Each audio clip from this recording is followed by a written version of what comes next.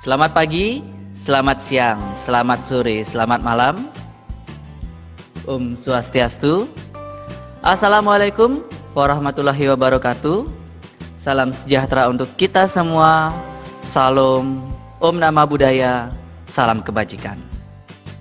Hai anak-anak, kembali lagi bersama Pak Guru Dharma. Hari ini kita akan lanjut belajar lagi. Namun seperti biasa, sebelum belajar, yuk kita berdoa bersama agar apa yang kita pelajari pada hari ini bisa bermanfaat untuk diri kita sendiri dan juga untuk orang lain. Baik anak-anak, berdoa dimulai.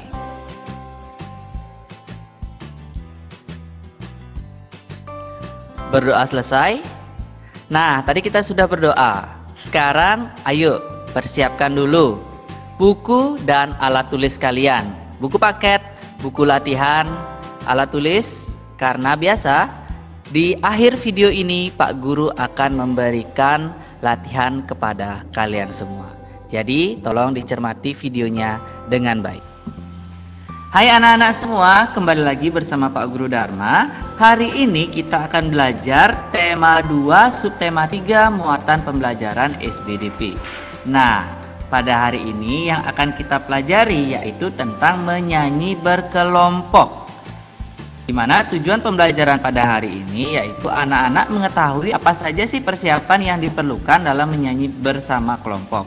Karena kemarin kalian sudah belajar bernyanyi sendiri, sekarang kita akan belajar tentang menyanyi berkelompok. Nah, kita akan lanjut dari materi pertama yaitu tentang menyanyi secara berkelompok, di mana bernyanyi itu dapat dilakukan sendiri ataupun juga berkelompok. Kemarin kalian sudah menyanyi sendiri. Sekarang Pak Guru hanya akan memberikan teori-teori saja tentang apa saja sih yang akan dilakukan untuk menyanyi berkelompok itu. Nah, dalam menyanyi secara berkelompok yang harus kalian perhatikan atau yang harus kalian lakukan adalah yang pertama, memperhatikan tinggi rendah nada. Nah, kemarin kalian sudah mempelajari tentang tangga nada dari do sampai si. Ya, dari do sampai si. Jadi ingat, nadanya semakin besar angkanya semakin tinggi juga nadanya. Jika kalian tidak memperhatikan tinggi rendahnya nada, nanti suara kalian akan terlihat berbeda dengan teman-teman yang lain ya.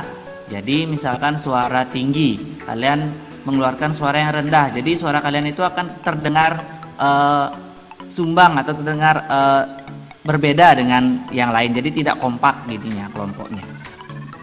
Oke, selain memperhatikan tinggi rendahnya nada, yang harus kalian perhatikan adalah tempo atau cepat lambatnya nada. Nah, jika kalian bernyanyi dengan tempo sedang, ya harus tidak boleh terlalu cepat, tidak boleh terlalu lambat juga. Jika kalian temponya terlalu cepat, nanti temannya tertinggal. Jika kalian temponya terlalu lambat, kalian yang tertinggal untuk bernyanyi. Nah, seperti itu. Ya, jadi dalam menyanyi berkelompok itu harus memperhatikan temponya. Temponya harus tepat dan harus kompak ya. Jadi inilah dia yang ketiga yaitu memperhatikan dinamika lagu. Dinamika lagu itu maksudnya adalah alur lagunya. Jika lagunya semangat harus dinyanyikan secara bersemangat. Jika lagunya itu minor harus dinyanyikan secara syahdu atau pelan-pelan. Ya, jadi dinamikanya harus diperhatikan juga. Jika kalian menyanyikan lagu yang menggunakan minor tapi kalian bersemangat, ya dinamikanya aneh nanti jadinya ya. Jadi perhatikan juga dinamika lagu agar kalian itu kompak dalam menyanyi secara berkelompok. Nah, apa saja sih menyanyi secara berkelompok itu? Salah satunya adalah paduan suara, merupakan contoh dari bernyanyi yang dilakukan secara berkelompok. Bahkan boy band, girl band itu juga salah satu contoh bernyanyi secara berkelompok loh anak-anak, dilakukan lebih dari satu orang. Duo, trio itu juga bernyanyi dalam kelompok. Mungkin yang sekarang lagi ngetren itu BTS ya, Blackpink itu juga salah satu contoh bernyanyi bersama kelompok atau menyanyi berkelompok ya. Oke. Kita akan lanjut. Bernyanyi dengan baik dan benar. Nah, bernyanyi dengan baik dan benar ini dalam kaitannya adalah menyanyi berkelompok. Ya, dalam bernyanyi kita perlu mengetahui teknik bernyanyi yang baik. Apa saja sih teknik-teknik bernyanyi yang baik? Nah, kita lihat video berikut. Oke. Hal-hal yang harus diperhatikan saat bernyanyi. Yang pertama, harus melakukan pemanasan. Tidak hanya PJOK saja yang memerlukan pemanasan, tetapi bernyanyi pun harus melakukan pemanasan. Di mana pemanasan ini bertujuan dalam menyanyi, pemanasan dalam bernyanyi itu bertujuan agar kalian itu lebih mudah dalam melantunkan atau bernyanyi dengan nada tinggi, nada rendah, ya, membedakan nada tinggi, nada rendah itu. Jadi menyesuaikan atau membuat pita suara kalian itu terbiasa dengan nada-nada yang berbeda. Itulah pemanasan. Selain itu juga pemanasan ini dapat melatih yang namanya artikulasi anak-anak. Jadi pengucapan A, I, U, E dan O itu akan lebih mudah nanti diucapkan ketika menyanyi setelah melakukan pemanasan ini. Oke, selain melakukan pemanasan adalah mengatur teknik pernapasan. Jadi ada 3 jenis pernapasan dalam bernyanyi, yaitu pernapasan dada, pernapasan perut, dan diafragma. Di mana pernapasan dada itu 100% itu menggunakan paru-paru, ya anak-anak ya. Jadi ketika kalian menghirup napas, rongga dada itu akan terangkat. Itu merupakan pernapasan dada. Selanjutnya pernapasan perut. Jadi yang menggunakan adalah otot perut kalian. Jadi ketika kalian menarik nafas, yang terangkat itu adalah perut kalian. Sementara diafragma itu adalah pernafasan yang menggunakan otot atau rongga diafragma kalian. Jadi diafragma itu terletak di antara dada dan perut kalian. Nah, di mana teknik pernafasan yang baik saat bernyanyi adalah pernafasan menggunakan diafragma. Mungkin jika kalian sekarang belum bisa menggunakan teknik itu, lebih baik menggunakan pernafasan perut saja agar suaranya itu lebih dalam, seperti itu. Jadi teknik pernafasan ini harus dilatih jika kalian ingin fokus untuk bernyanyi. Ya, jika kalian punya hobi menyanyi, pasti otomatis kalian sudah tahu ini. Oke, lanjut adalah sikap tubuh berdiri tegap. Kenapa harus berdiri tegap? Karena jika tidak berdiri tegap mungkin akan banyak terjadi gangguan. Bisa gangguannya di pernafasan, bisa gangguannya juga di pita suara kalian. Jadi contohnya jika kalian membungkuk seperti itu, udara yang kalian hirup ketika bernafas itu lebih kurang, sehingga suara yang kalian keluarkan juga akan berkurang.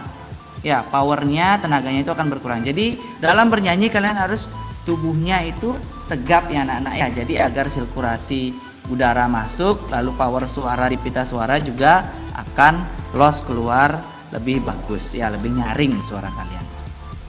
Selanjutnya adalah menguasai artikulasi atau pengucapan huruf A, I, U, E, dan U.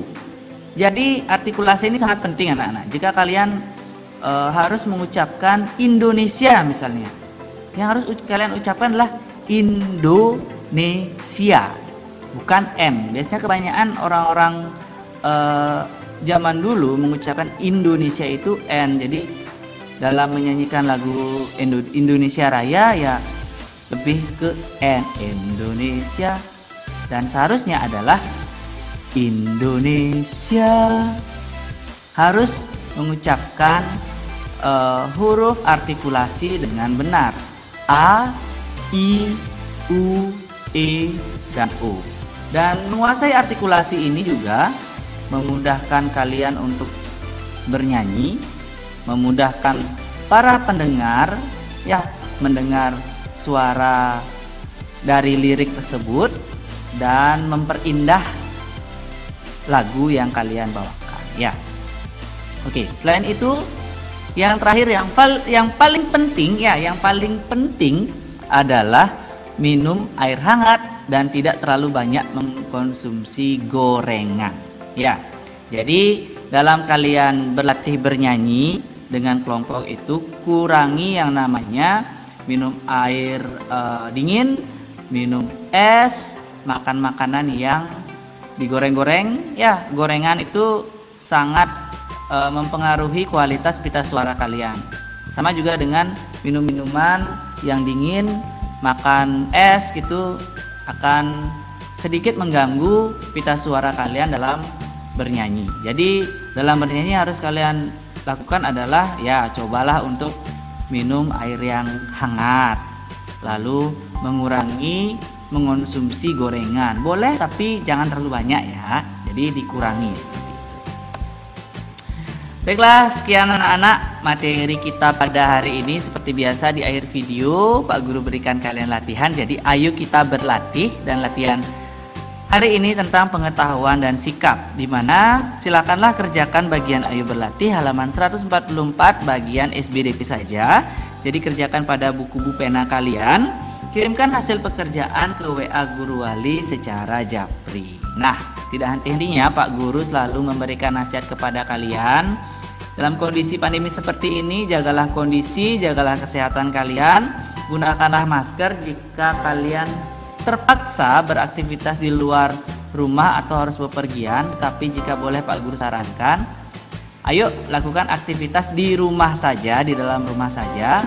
Belajar, beraktivitas lain, berolahraga, lakukan di dalam rumah untuk menjaga kesehatan kita, menjaga kesehatan keluarga, dan juga menjaga kesehatan orang-orang yang kita kasihi. Baik, sekian video Pak Guru pada hari ini. Pak Guru akan tutup dan kita akan bertemu di video berikutnya. Sampai jumpa semuanya. Bye-bye.